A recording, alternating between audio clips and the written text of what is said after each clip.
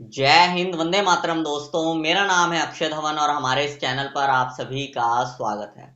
दोस्तों, आज की इस वीडियो में हम बात करने जा रहे हैं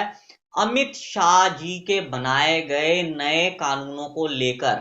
कि किस तरह जुडिशरी अमित शाह जी द्वारा बनाए गए नए क्रिमिनल लॉ का उल्लंघन कर रही है और किस तरह जुडिशरी की तरफ से जानबूझकर ऐसी चीजें की जा रही है जिसकी वजह से निर्दोष पुरुष कोर्ट कचहरी में परेशान हो रहे हैं और निर्दोष होने के बावजूद भी उन्हें इंसाफ नहीं मिल रहा है। तो दोस्तों, पूरी जानकारी को ठीक से समझने के लिए इस वीडियो को बिना स्किप करे शुरू से लेकर एंड तक पूरा जरूर देखना, कहीं से भी स्किप मत करना, ताकि पूरी जानकारी आप लोगों को ठीक से समझ में आ सके। और वीडियो शुरू करने से पहले मैं आप सबसे कह देना चाहता हूं कि अगर आप मेरे इस चैनल पर पहली बार आए हैं या आपने मेरा ये चैनल अभी तक सब्सक्राइब नहीं किया है तो चैनल सब्सक्राइब करके नोटिफिकेशन बेल आइकन पर जरूर क्लिक कर देना, जिससे आने वाली सभी वीडियोस का नोटिफिकेशन सबसे पहले आपके पास पहुंचे और आप कोई भी वीडियो मिस ना कर पाओ।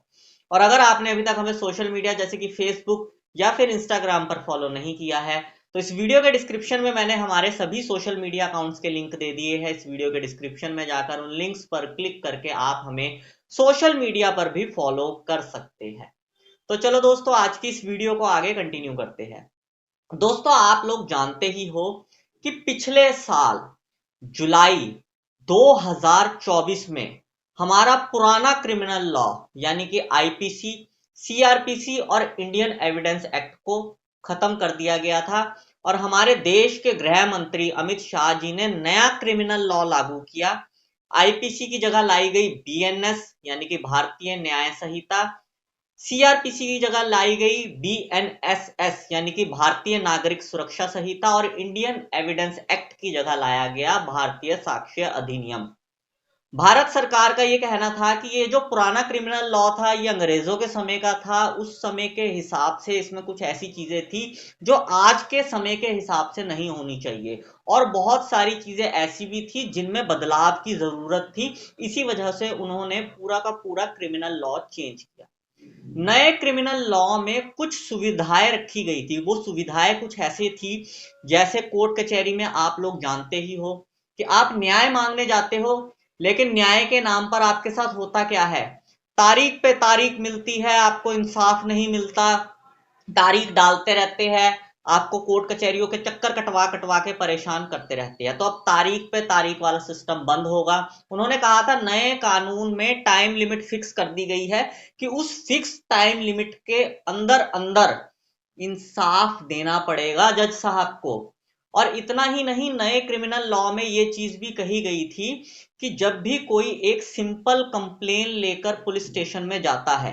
तो उस सिंपल कंप्लेन की कॉपी से लेकर उस केस के खत्म होने तक की फाइनल जजमेंट तक की कॉपी सब कुछ ऑनलाइन चढ़ाई जाए,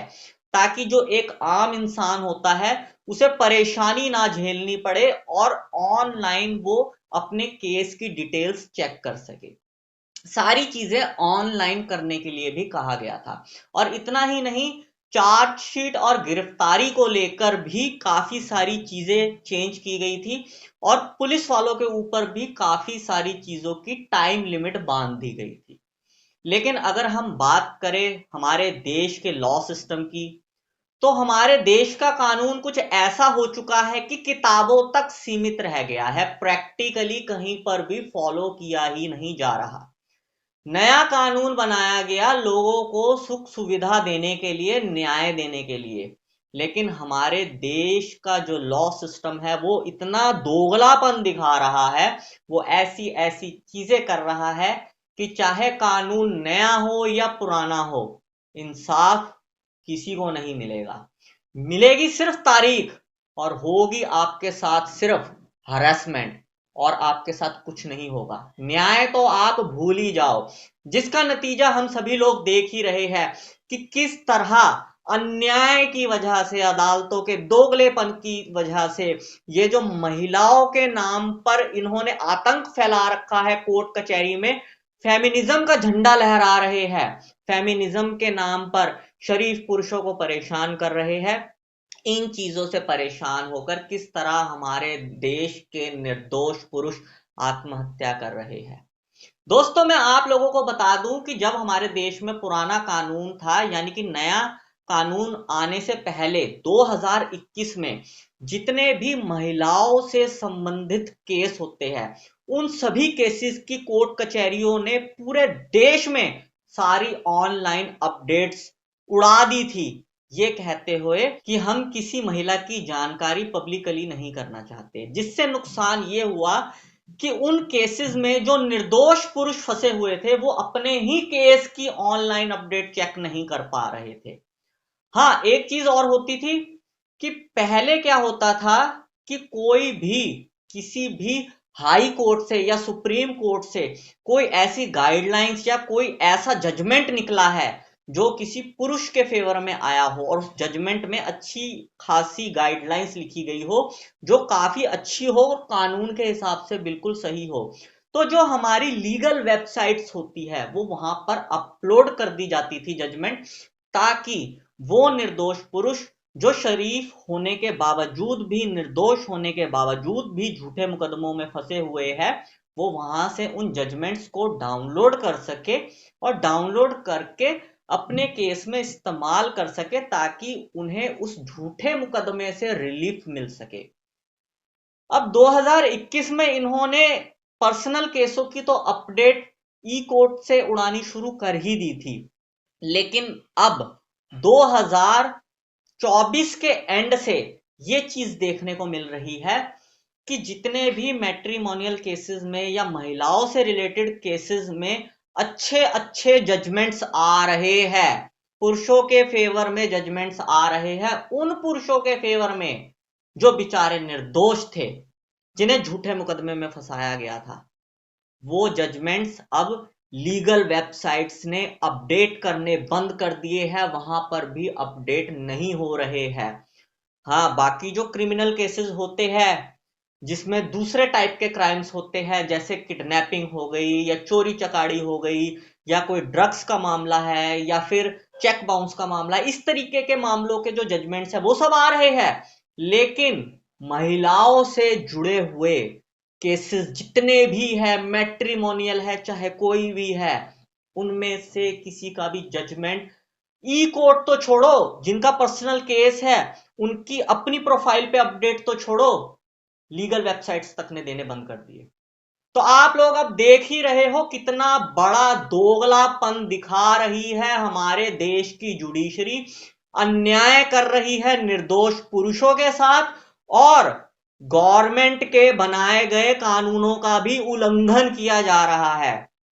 जब नए कानूनों में, नए क्रिमिनल लॉ में ये चीज बिल्कुल क्लियर कही गई है कि एक सिंपल कंप्लेन से लेकर उस केस के फाइनल जजमेंट की कॉपी तक सब कुछ ऑनलाइन करो, ताकि जिनके केस है उन्हें परेशानी ना हो, वो ऑनलाइन अपनी सारी अपडेट्स चेक कर सके, तो फिर ये वेबसाइट्स के ऊपर ये सब चीजें अपडेट करने की जगह जो अपडेट थी उन्हें भी उड़ाना क्यों शुरू कर दिया गया है। अब दोस्तों क्या होगा कि आने वाले समय में बहुत मुश्किल ही है कि आप लोगों को पुरुषों के फेवर्स के जजमेंट्स मिल पाएंगे। आपको आर्टिकल्स जरूर सुनने को मिल सकते हैं ऐसे कि किसी निर्दोष पुरुष के फेवर में ऐसा जजमेंट आया या वैसा जजमेंट आया, लेकिन अब ये चीजें सिर्फ आर्टिकल्स तक ही सीमित रह जाएगी, जजमेंट मिलना बिल्कुल नामात्र ही हो जाएगा। क्यों? क्योंकि हमारे देश की जुडिशरी सरकार के बनाए गए किसी भी कानून को फॉलो नहीं कर रही है, दोगलापन दिखा रही है। इन्होंने अपनी आंखों पर फेमिनिज्म की पट्टी बांध ली है और इन्हें और कुछ दिखाई नहीं दे रहा, इन्हें सिर्फ महिला दिखाई दे रही है। इन्हें यह बिल्कुल भी दिखाई नहीं दे रहा कि महिला सही है या गलत है, इन्हें बस इतना दिख रहा है कि हाँ वो महिला है, बस, और इन्हें कुछ भी दिखाई नहीं दे रहा। हमारे देश में चाहे कितने भी अच्छे अच्छे कानून क्यों ना आ जाए, जब तक जुडिशरी में ऐसे दोगले लोग बैठे हुए हैं, तब तक आम जनता को इंसाफ नहीं मिलने वाला, चाहे कानून कोई भी क्यों ना बना हुआ हो, कितना ही अच्छा कानून क्यों ना बना हुआ हो, हमारे देश की आम जनता को इंसाफ नहीं मिल सकता। अब हमारे देश में वो हाल होता जा रहा है कि अगर आपके साथ गलत हो रहा है, आपके साथ अन्याय हो रहा है, तो आप अदालत में मत जाओ इंसाफ मांगने, ऑन द स्पॉट खुद इंसाफ करो, क्योंकि अदालत में सिर्फ आपके साथ हरेसमेंट होगी और आपको तारीख मिलेगी और आपके साथ दोगलापन दिखाया जाएगा, इंसाफ नहीं मिलेगा। इसीलिए अब इंसाफ खुद ही लेना पड़ेगा। हमारे देश की जुडिशरी जो गवर्नमेंट को कुछ नहीं समझ रही, हमारे देश के गृह मंत्री अमित शाह जी को कुछ नहीं समझ रही, उनके बनाए गए कानून को कुछ नहीं समझ रही, तो आप तो आम जनता हो, आपको तो हमारे देश की जुडिशरी क्या ही समझेगी। बाकी दोस्तों, क्या आपके साथ भी कोर्ट कचहरी में अन्याय हो रहा है? अगर आपके साथ भी कोर्ट कचहरी में अन्याय हो रहा है, आपके साथ भी जुडिशरी दोगलापन दिखा रही है, तो इस वीडियो के कमेंट बॉक्स में जरूर लिखना, वी वांट जस्टिस। बस यही जानकारी दोस्तों आज की इस वीडियो में मैं आप लोगों को देना चाहता था। उम्मीद करूंगा आपको ये जानकारी पसंद आई होगी। अगर आपको ये जानकारी पसंद आई हो तो इस वीडियो को लाइक जरूर कर देना, इस वीडियो को बाकी लोगों के साथ भी शेयर कर देना, ताकि बाकी लोगों तक भी ये जानकारी पहुंच सके। और अगर आप लोगों का मेरे लिए कोई सजेशन हो तो कमेंट बॉक्स में जरूर लिखना। मैं मिलता हूं आपसे अगली वीडियो में। Thank you very much.